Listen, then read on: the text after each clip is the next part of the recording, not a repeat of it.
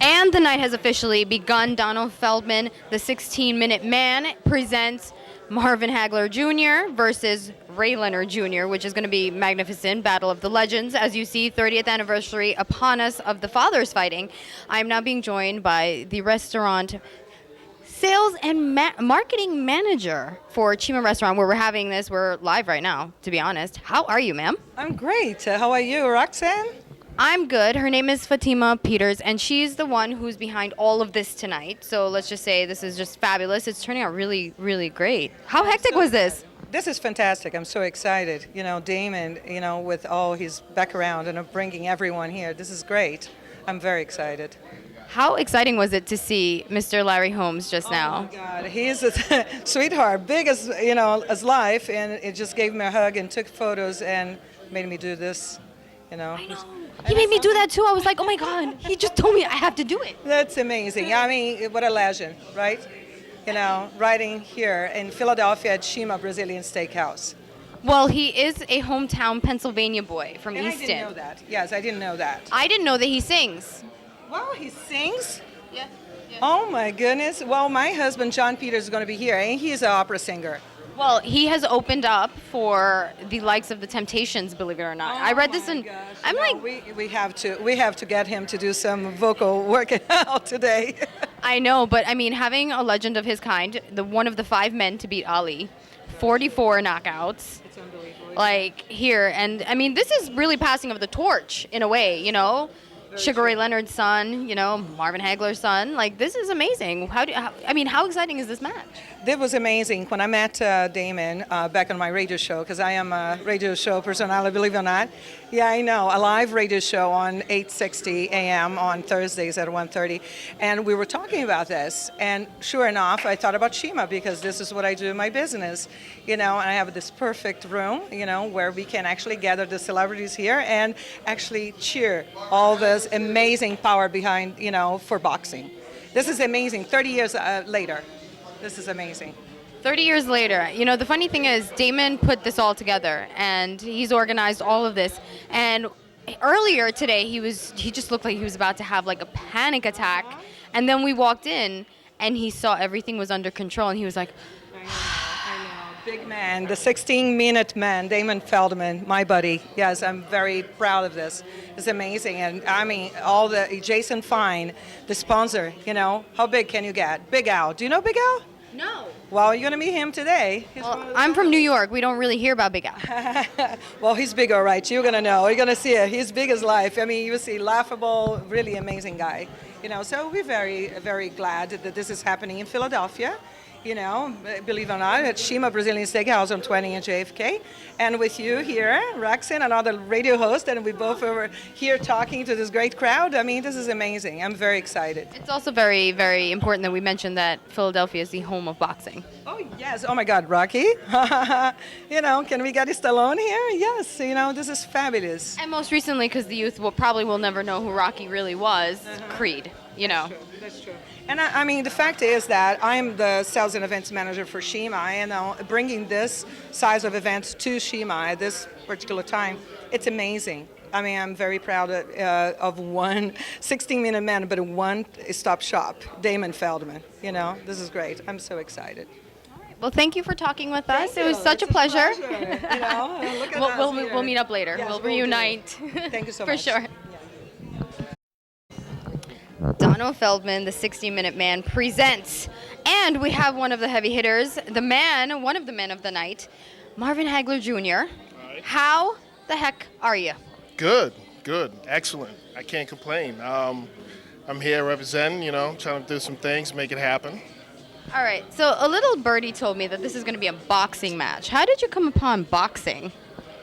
It's in the blood. It's been with me all my life. I mean, I've been, in and out doing things, boxing as a kid. So it's always been in the blood, and, this opportunity is a good opportunity for me. Since I was about 16 years old, I wanted to do it, but my father always held me back. So now that I'm a grown man, I have an opportunity to do something epic. So here I am. How do you feel about it being the 30th anniversary of both your fathers fighting. I mean, that's amazing. Richard Steele's going to be the one refereeing. That's crazy. I mean, it was all brought to me, and I was like, wow, this would work. I said, this is great. Never thought that this would ever happen in my arena, but, it is. I think it's a great thing. I think it's honoring both of them, and I'm glad to be a part of it and be who I am and make some things happen. All right, tell me one thing. Put it out and there. I promise I will not tell anybody. Do you feel pressure? No pressure. You know what I really feel? I feel like I feel excited to, close this chapter. Close the chapter. In a family, and it's a family thing. It's a family vendetta that we're going against with, the Leonards, and we've gone back a long time ago. The Leonards and us, way before I can even remember. My father and him, I seen pictures of my father and Ray Sr. holding tomatoes and gardening, and now it's come to a point where now we need to settle the dust. The dust is now up in the air again, and now I'm ready to settle it down. So we're gonna make some things happen. So how are you preparing right now for this match next year? It's less than a year from now. Got some guys ready to roll with me.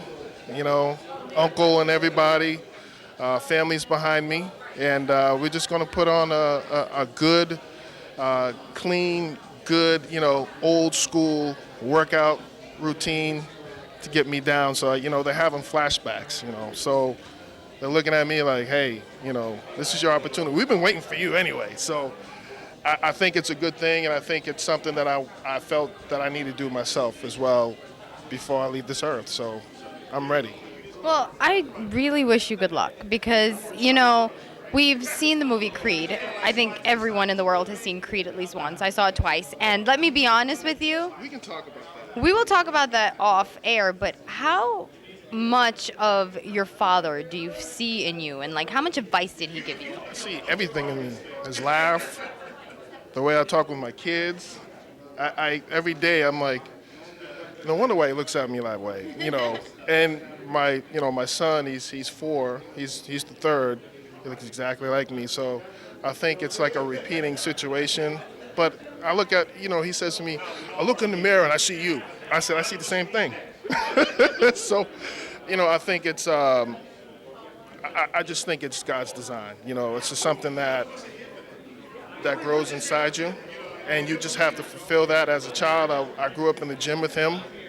So from hitting the speed bag with the chair to not hitting the speed bag with the chair, so I think that I think it's one of those things that I need to do and fulfill my own dream is to, get in the ring and do something that I've always yearned to do. So here I am. It's been 6 years now. I've been chasing Ray for 6 years. So now that we've gotten some things together, we can put some things together. So this really is a battle of the families. It's been a long time. Did your dad give you his past experience with fighting old Sugar Ray there on what you should do? I'm shocked. He's been quiet, but his brother, who's always been by his side, is in my ear. So I think it's coming from him. I think he's kind of nervous because, he's nervous because he hasn't really seen me do a lot. Right. But I think he has all the confidence in the world in me, and I would never let him down. So, how does it feel to have a heavyweight champion like Larry Holmes over there in your corner? I seen pictures of him and my father all the time. So it's, it's for me, it's like a big uncle. So it's like, hey, what's up? He's like, hey, I'm eating. I'm like, okay, I'll leave you alone. It's just it's a lot of respect. So it's a full family event. A lot of respect, and I appreciate him being here for this event as well. Extreme sports and entertainment, World Extreme Entertainment, tongue-tied for there for a second. They're really trying to do that again. Boxing, in the last few months, I've actually seen people starting to come back. Like, randomly, I'm at a party and I see Lennox Lewis. I'm like, what are you doing here? He's like, oh, I'm just trying to get my name out again. I'm like, who forgot you? I think, boxing never dies. It's an old sport. I think that, these guys that are legends, still wanting to be honored and still want to be relevant in the game, which I understand. It's boxing it's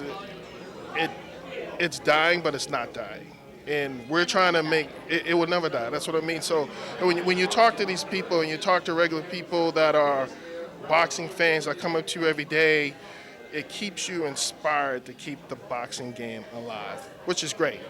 I go through it every day. Going to a grocery store.